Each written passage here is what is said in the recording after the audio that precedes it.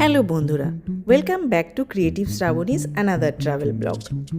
তোমরা জানো আমি আগের পার্টে বলেছিলাম যে কিভাবে আমি Chennai to Bangalore, Bangalore to Mangalore airport পৌঁছালাম। তারপর ম্যাঙ্গালোর এয়ারপোর্ট থেকে ট্যাক্সি নিয়ে আমরা চলে গেলাম আমাদের হোটেল মণিপালে, যেটার নাম হলো বিজয়া রেসিডেন্সি। চলো চট করে আমাদের হোটেলের একটা রুম ট্যুর তোমাদের করিয়ে দিই। আমাদের এই বিজয়া রেসিডেন্সি হোটেলটা ট্রিবোর আন্ডারে, তাই অনলাইনে ট্রিবো থ্রুতেই বুকিং হয়েছে। পার ডে 2200 টাকা করে বুকিং চার্জ লেগেছে, আর এখানে ব্রেকফাস্ট ইনক্লুডেড ছিল। দেখতেই পাচ্ছ রুমটা বেশ বড়, এখানে সোফা রয়েছে, টি টেবিল রয়েছে। এখানে এটা আসলে আমাদের একটা ট্রিপল বেডওয়ালা রুম ওরা দিয়ে দিয়েছিল এই বাজেটে। যেহেতু এই রুমে আমাদের 6-7 দিন কাটাতে হবে, তাই বড় সড়ো রুম হওয়াতে আমার বেশ সুবিধাই হয়েছিল। আমরা সানডে লেট নাইটে পৌঁছেছিলাম, আর মানডে থেকে অভিকে অফিস জয়েন করতে হতো মণিপালে, তাই মানডে মর্নিংয়ে আমরা কোথাও বেরোইনি। তাই মানডে ইভিনিংয়ে আমরা শুরু করলাম আমাদের প্রথম উডুপি মণিপালের ট্রিপ। মানে এটাকে ঠিক ট্রিপ তো বলা যায় না, তাও আর কি যেটুকু ঘুরে নেওয়া যায়, তাই বেরিয়ে পড়লাম মালপে বিচ যাওয়ার উদ্দেশ্যে। আমাদের হোটেলটা ছিল মণিপালে। মণিপাল থেকে উডুপি মালপে বিচের একটু ডিস্টেন্স থাকায় আমাদের প্রথম দিনেই অটো ভাড়া পড়ে গেল 400 টাকা। 400 টাকা দিয়ে আমরা মালপে বিচের উদ্দেশ্যে বেরিয়ে পড়লাম। অভির অফিস থেকে ফিরে আমাদের বেরোতেই সন্ধে হয়ে গেল। যেহেতু এটা উইন্টার সিজন, মানে এই সাউথ ইন্ডিয়াতে উইন্টার বলে সেরকম কিছু নেই, তাও সিজন ওয়াইজ এখানে তাড়াতাড়ি সন্ধে হয়, তাই সন্ধেবেলাতেই আমরা মালপে বিচে গিয়ে পৌঁছলাম। এই মালপে বিচ হলো উডুপির সব থেকে ফেমাস বিচ, আর এখানে কিন্তু দিনের বেলায় বিভিন্ন রকম ওয়াটার স্পোর্টসও হয়ে থাকে, কিন্তু সন্ধেবেলায় সেই তুলনায় ভিড় এখানে যথেষ্টই কম। ক্যামেল রাইড থেকে শুরু করে বাচ্চাদের জন্য বিভিন্ন অ্যাক্টিভিটি সেন্টারও এখানে কিন্তু রয়েছে, কিন্তু আমাদের বিশেষ কিছুই করার ছিল না, তাই আমরা বিচের আশেপাশের দোকানগুলো একটু ঘুরে নিয়ে নিমোস বলে এই রেস্টুরেন্টে ডিনার সেরে হোটেলে ফিরে এলাম। টিউসডে মর্নিংয়ে আমি একা এক নতুন বন্ধুর সাথে চলে গেলাম হস্তশিল্প হেরিটেজ ভিলেজ, যেটা এই মণিপালের একটা হিডেন জেম। তোমরা মণিপাল উডুপি ঘুরতে এলে এই জায়গাটা আসতে কিন্তু একেবারেই ভুলো না। কেন এই কথাটা বললাম, এই ভিডিও শেষ অবধি দেখলে তোমরা নিজেরাই বুঝতে পেরে যাবে। চলো তাহলে ডিটেলস বলে দেওয়া যাক তোমাদেরকে। আর্কিওলজিক্যাল সার্ভে অফ ইন্ডিয়ার আন্ডারের এই হেরিটেজ মিউজিয়ামের এন্ট্রি ফি হলো পার হেড 300 টাকা করে ফর অ্যাডাল্টস। চিলড্রেন আর স্টুডেন্টসের জন্য কিছু ছাড় আছে। সকাল 10টা থেকে বিকেল 5টা অবধি এই মিউজিয়াম খোলা থাকে, কিন্তু বিকেল 3:45-এর পরে এন্ট্রি আর করতে দেওয়া হয় না। এন্ট্রি গেটের সামনে এই অংশে কিছু পার্কিং এরিয়া আছে, কিন্তু বাইরে থেকে দেখলে এই মিউজিয়ামের এলাকা এবং তার ভেতরের যে সুন্দর জিনিসপত্র তার কোনো আইডিয়াই পাওয়া যায় না। চলো তোমাদের নিয়ে এবারে ভেতরে যাওয়া যাক। দেখতেই পাচ্ছ শুরুটাই হচ্ছে এরকম ট্র্যাডিশনাল সাউথ ইন্ডিয়ান বাড়ির স্ট্রাকচার দিয়ে। এটা একটা ওপেন এয়ার মিউজিয়াম, যেখানে সাউথ ইন্ডিয়ান কালচারের বিভিন্ন হেরিটেজ বাড়িগুলোকে মডেল হিসেবে তৈরি করে এখানে রাখা হয়েছে। এখানে প্রতিটা বাড়ি রীতিমতো বানানো এবং তার ভেতরে ফার্নিচার রয়েছে। টোটাল 24টা বাড়ি এই মিউজিয়ামের ভেতরে আছে, তাই এই মিউজিয়াম ঘুরে দেখতে কিন্তু 2 থেকে 3 ঘন্টা সময় লাগে। হস্তশিল্প হেরিটেজ ভিলেজ মূলত স্থাপত্য ও সংস্কৃতি সুরক্ষার জন্য গড়ে উঠেছে। এখানে ভারতের বিভিন্ন রাজ্য থেকে সংরক্ষিত পুরনো বাড়ি ও ভবনকে পুনরায় স্থাপন করা হয়েছে। এগুলি বিভিন্ন স্থাপত্যের এমনই উদাহরণ যা শহর অঞ্চল থেকে ধীরে ধীরে হারিয়ে যাচ্ছে, যেমন 1300 শতকের হরিহর মন্দির, ঐতিহ্যবাহী জমিদার বাড়ি ও দক্ষিণ ভারতের বিভিন্ন আঞ্চলিক ঘর। এখানে কর্ণাটক, কেরালা, তামিলনাড়ু ও মহারাষ্ট্রের বিভিন্ন গ্রামের ঘরগুলো পুনর্নির্মাণ করা হয়েছে, এবং এই ঘরগুলির ভেতরে রয়েছে সম্পূর্ণ আসবাবপত্র, তাদের রান্নাঘর এবং জীবনযাত্রা চালানোর বিভিন্ন প্রয়োজনীয় জিনিসপত্রের নিদর্শন।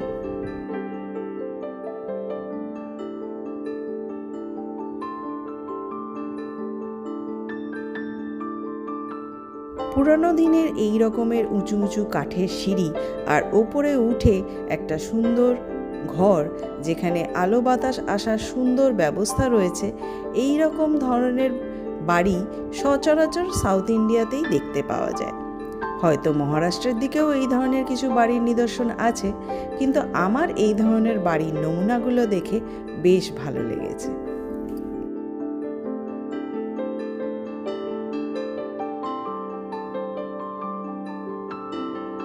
এখানকার বেশিরভাগ ঘরগুলোর মধ্যে আমি এই ধরনের বাচ্চাদের কাঠের দোলনা দেখতে পেয়েছি, যেগুলো দেখে বেশ ভালো লাগছিল, কারণ এগুলো মূলত সিনেমাতেই দেখতে পাওয়া যায়।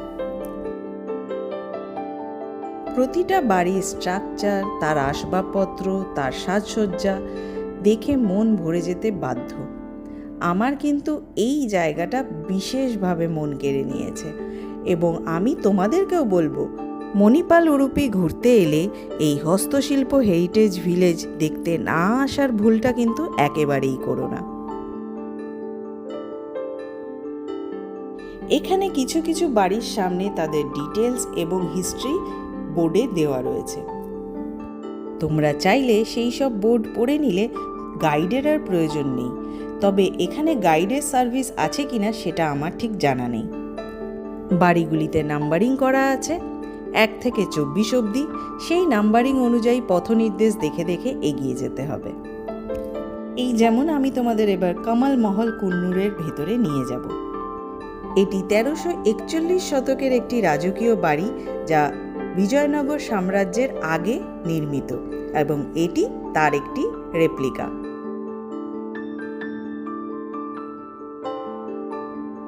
তোমরা তো জানো আমি আর্ট অ্যান্ড ক্রাফট নিয়ে কতটা পাগল, তাই দেয়ালের এইসব সাউথ ইন্ডিয়ান তাঞ্জোর পেন্টিং আমাকে বিশেষভাবে আকর্ষণ করছিল।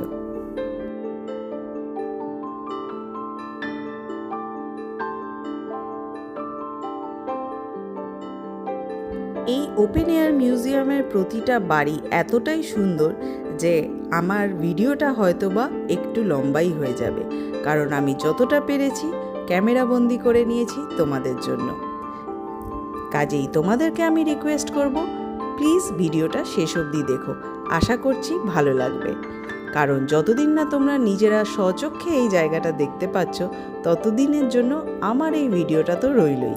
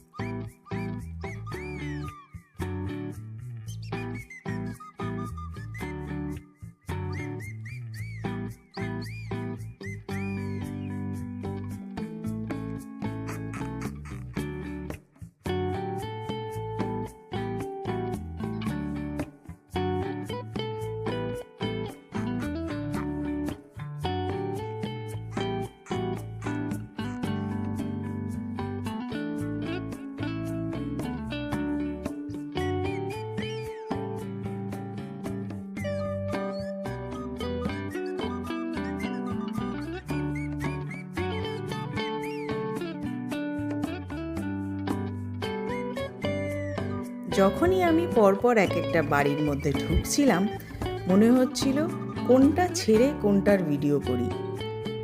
মানে প্রতিটা কোণা, প্রতিটা আসবাবপত্র এতটাই সুন্দর।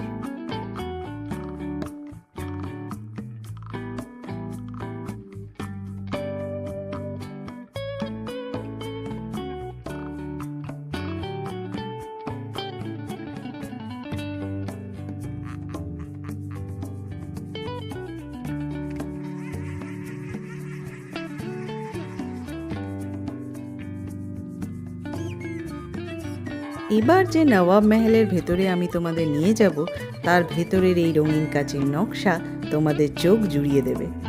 নবাবী মহল মানেই বাহারি নকশা আর ঐতিহ্য এবং সম্পত্তির প্রভাব প্রতিপত্তির ছোঁয়া সকলের চোখে ধরা দিতে বাধ্য, কি তাই না?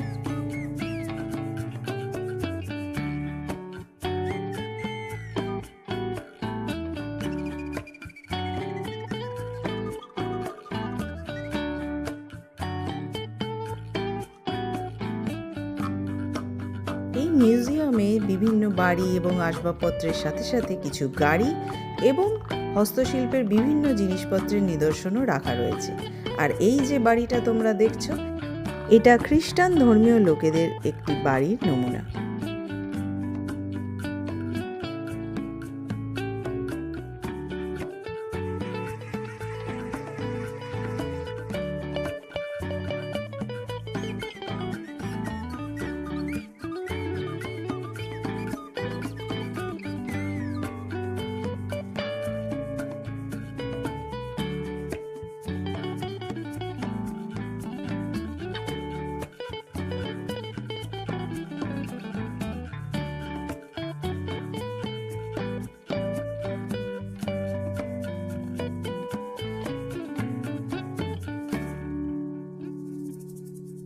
আগেই তোমাদের বলেছি বাড়ির সাথে সাথে এখানে কিছু হস্তশিল্পের নমুনাও দেখতে পাওয়া যায়, তাই এই ধরনের মুখোশ এবং বিভিন্ন জিনিসপত্র বানিয়েও এখানে সাজিয়ে রাখা হয়েছে।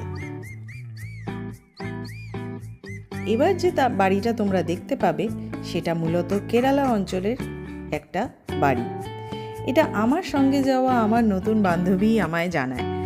এই ধরনের মাঝখানে খোলা আকাশের ব্যবস্থা কেরালা অঞ্চলেই আগে দেখতে পাওয়া যেত। আমি তো আগেই বলেছি এখানকার এক একটা বাড়িতে ঢুকলেই মনে হবে কাকে ছেড়ে কাকে দেখি। প্রতিটা বাড়ির কারুকার্য এতটাই সুন্দর এবং মূলত বেশিরভাগই কিন্তু কাঠের ওপরে কারুকার্য করা। এই যে বাড়িটায় আমরা প্রবেশ করছি এটা মূলত একটা মন্দিরের মতো স্ট্রাকচার, যার গর্ভগৃহের দরজাটা কিন্তু বন্ধ ছিল।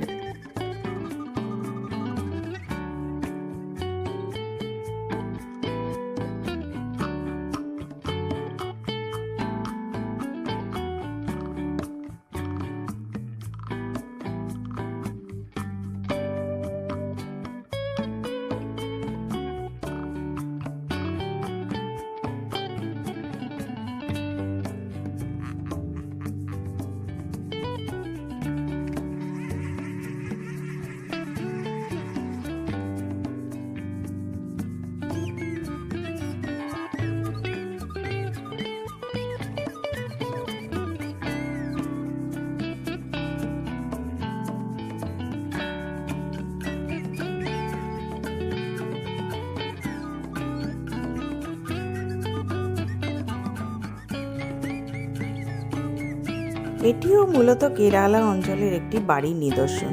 এই যে মাঝখানে খোলা আকাশের নিচে একটা চাতাল আর চারপাশ দিয়ে বারান্দা।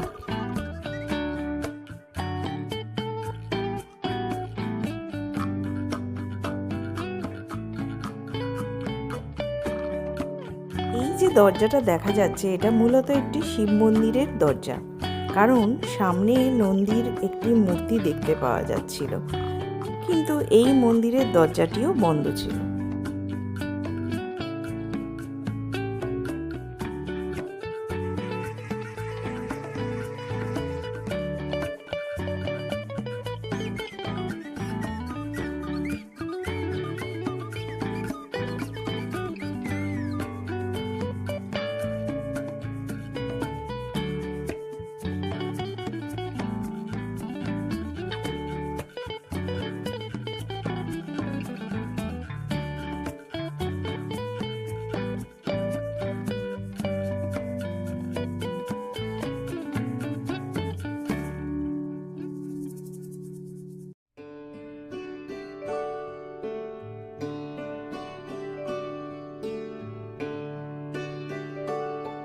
এই যে এত সুন্দর নকশি করা থালা বাসনের সম্ভার দেখা যাচ্ছে, এটা একটা মুসলিম সম্প্রদায়ের বাড়ির ভেতরের অংশে, মানে তাদের কিচেনে এই ধরনের জিনিসপত্র দেখতে পাওয়া যেত।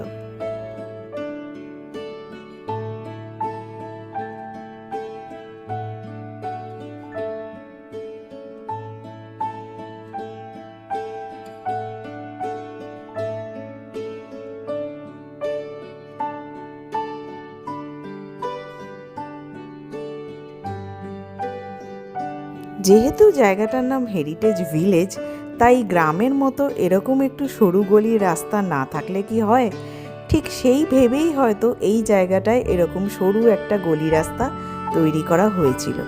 সেটাও কিন্তু আমি ক্যামেরাবন্দি করে তোমাদের সাথে ভাগ করে নিলাম।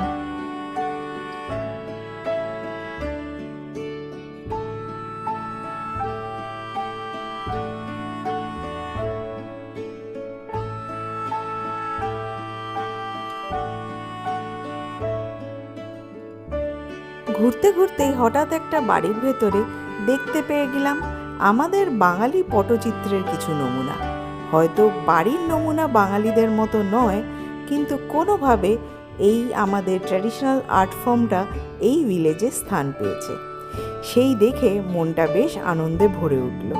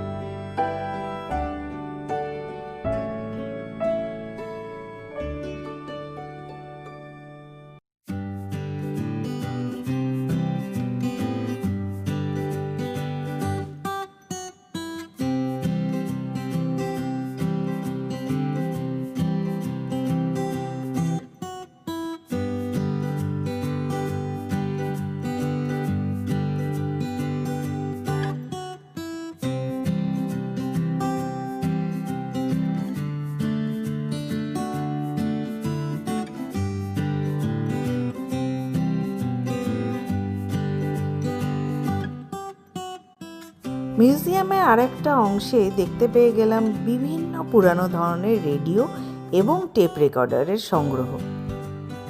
এই ধরনের পুরানো দিনের রেডিও বা টেপ রেকর্ডারের মধ্যে কোনোটা কি তোমাদের বাড়িতেও ছিল?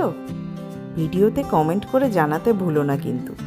আমার মনে হচ্ছে এর মধ্যে 2-1টা নমুনা আমিও দেখেছি আমাদের পুরানো দিনের বাড়িতে।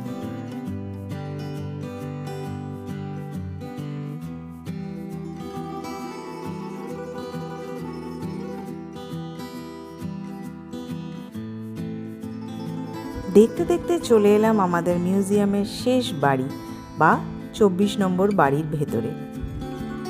এই শেষ বাড়িটি বা এটা মন্দির কিনা আমি জানি না, এত সুন্দর এর কারুকার্য যে আমার কিন্তু চোখ ধাঁধিয়ে গিয়েছিল। তোমরাই দেখে নাও আমার কথাটা ভুল না ঠিক।